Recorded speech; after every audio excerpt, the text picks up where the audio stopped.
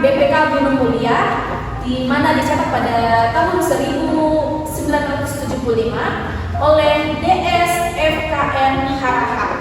Dan selanjutnya saya akan memperkenalkan masing-masing dari anggota kelompok 1. Yang pertama saya sendiri, Angelina Febriani Hub, sebagai host dalam perbincangan kita. Halo, saya Immanuel, biasa dipanggil Bintang. Halo, saya Jane Satu Batalo, biasa dipanggil Jane atau Jane. Halo, saya Datu Tasik, biasa dipanggil Datu. Halo, saya Ivana Nurullah, biasa dipanggil Ona. Ya, itulah perkenalan dari kami kelompok 1, yang dimana kami akan membahas tentang kitab pengkhotbah. Selamat menyaksikan.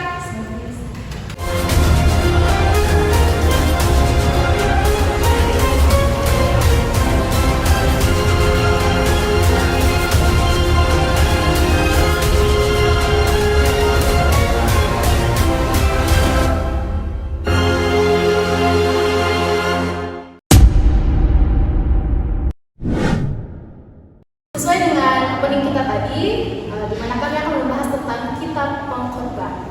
Dan saya akan bertanya kepada saudara Immanuel tentang teks dan nama kitab pengkhotbah ini.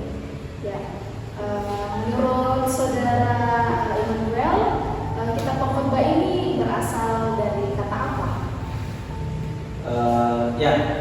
Kitab pengkhotbah ini dari bahasa Ibrani.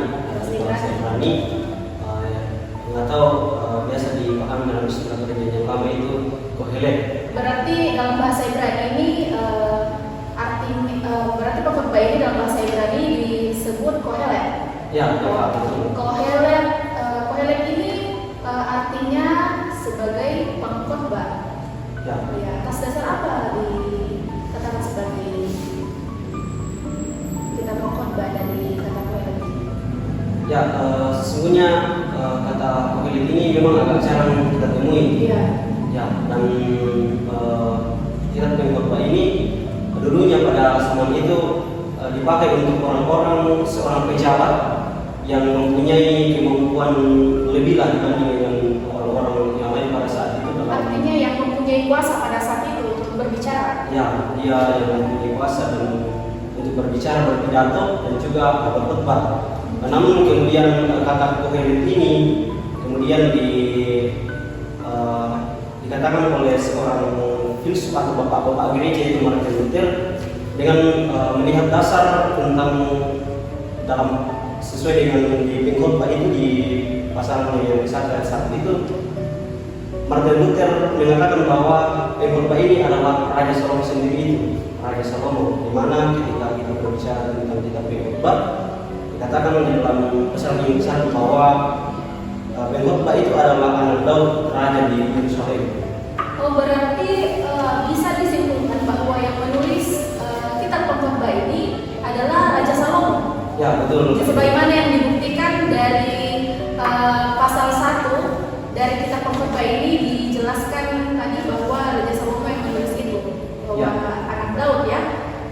Ya, jadi ditekankan bahwa ditekankan oleh Martin Luther bahwa kitab pengkhotbah ini memang ditekankan sebagai kata pengkhotbah karena pada masa itu Raja Salomo memberikan khotbah-khotbahnya di hadapan jemaat pada saat itu ya. Ya Kak, dan bukan hanya di pasal yang ke-1, di pasal yang ke di ayat yang ke-12 juga dikatakan di sini bahwa aku pengkhotbah adalah raja kata Israel di Yerusalem. Oh, berarti Raja Salomo yang mengakui itu sendiri ya? Ya. Padahal sempat saya berpikir bahwa mungkin bukan Raja Salomo karena kalaupun Raja Salomo yang mengakui bisa saja dia menulis namanya bahwa Raja Salomo mengatakan hal ini, namun tidak. Dikatakan di dalam kitab itu bahwa pengkhotbah itu yang mengatakan ayat-ayat seperti itu. Oh, jadi ditekankan bahwa Raja Salomo adalah penulis dari kitab pengkhotbah ini. Ya. Oke, terima kasih.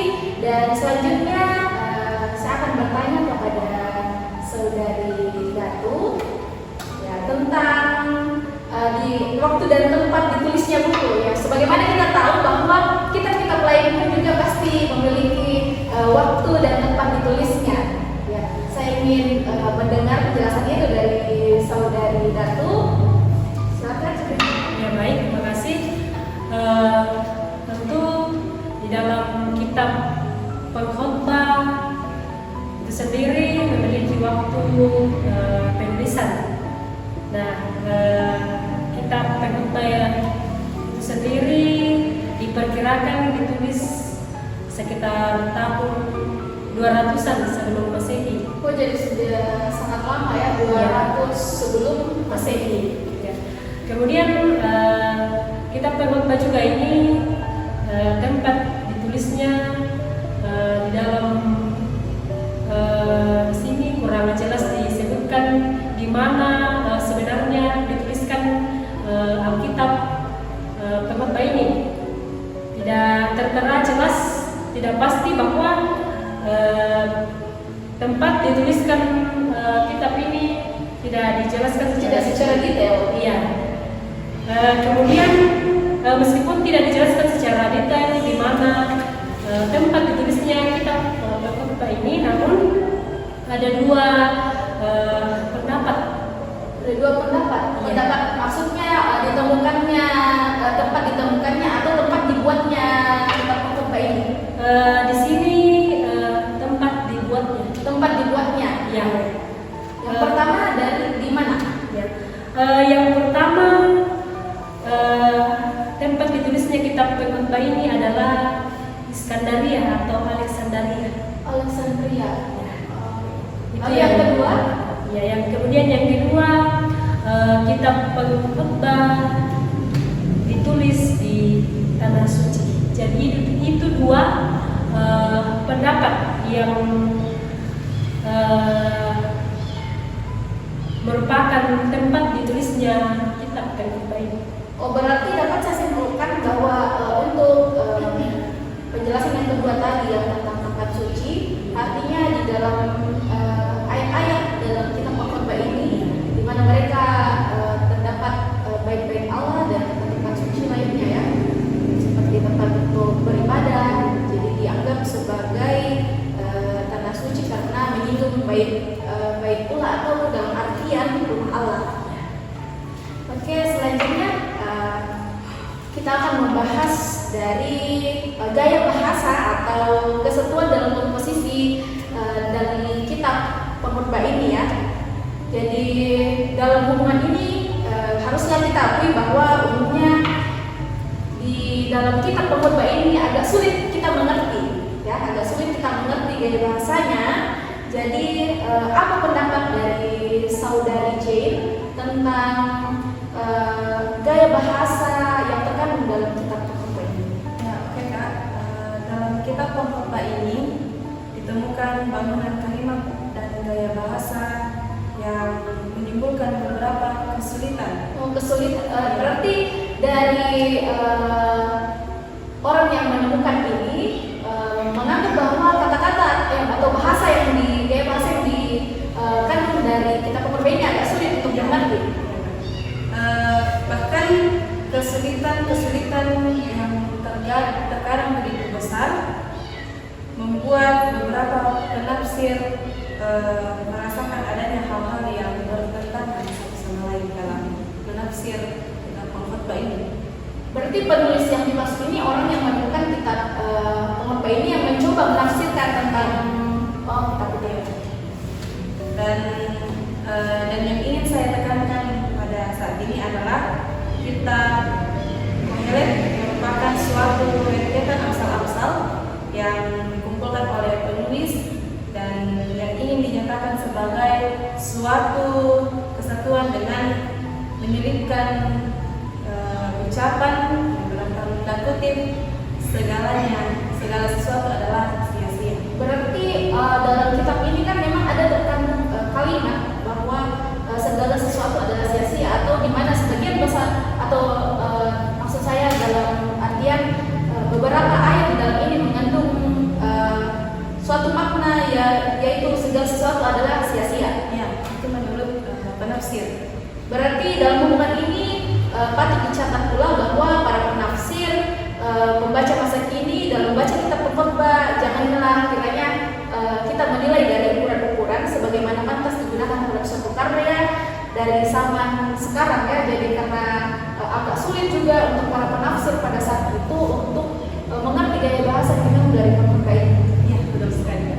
Dan selanjutnya saya akan bertanya kepada saudari Yohana, pasti ada amanat yang terkait dalam kitab pengkhotbah ini. Ya, bisa menurut pendapat saudari Yohana, bagaimana amanat yang terkait dalam kitab pengkhotbah ini? Ya, terima kasih. Sama seperti yang teman-teman sudah katakan bahwa kitab pengkhotbah ini ditulis oleh raja bernama Salomo, yang kita ketahui bahwa Raja Salomo ini adalah raja yang bijaksana.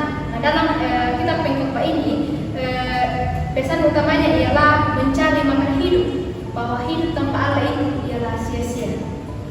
Berarti yang sangat ditekankan oleh Raja Salomo kepada jemaat pada saat itu, atau bisa dilamatkan hakimnya ya, karena dia menjabat sebagai raja pada saat itu, yang dia menekankan apa-apa saja yang harus dilakukan.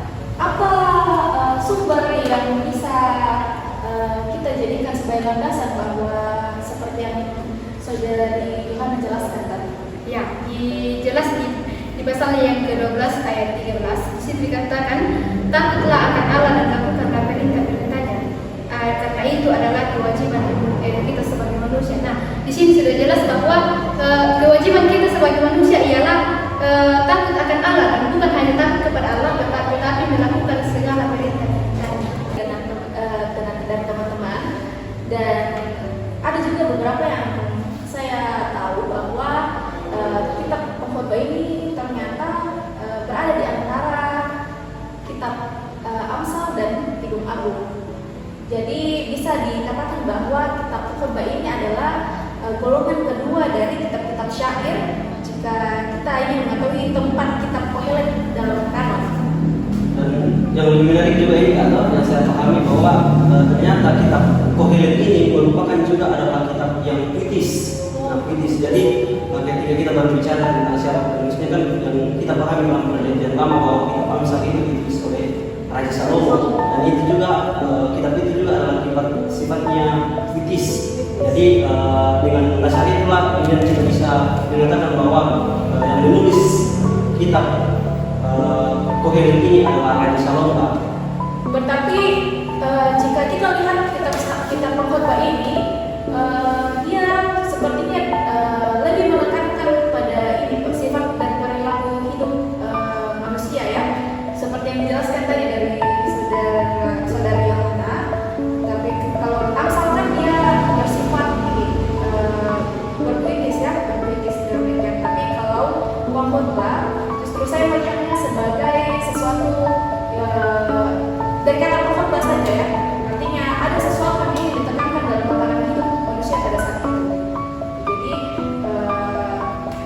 seperti itu tanggapan saya. Terima kasih kepada saudara Emmanuel boleh menanggapi, dan teman-teman mungkin ada yang ingin menanggapi dari hasil perbincangan kita tentang kitab pengkhotbah, atau ada tanggapan-tanggapan atau sesuatu yang teman-teman ingin ungkapkan tentang kitab pengkhotbah? Maka saya sedikit ya. Jadi kan seperti yang kakak tadi katakan bahwa kita ini berkhotbah. Jadi memang kalau kita berbicara tentang kita berkhotbah kan tentunya yang kita pahami kan khotbah itu artinya kan mengajar begitu. Jadi kita tahu bahwa kita di khotbah ini adalah sifatnya yang mengajar. Dan kita tahu pada sejarah pada saat itu kan yang berkuasa pada saat itu adalah raja, dan salah satunya di mana pada saat dari Raja Salomo. Dan saya rasa bahwa dengan sebuah penemuan seperti itu menjadi memperkuat dasar kita bahwa betul-betul yang menulis kitab pengkhotbah ini adalah Raja Salomo.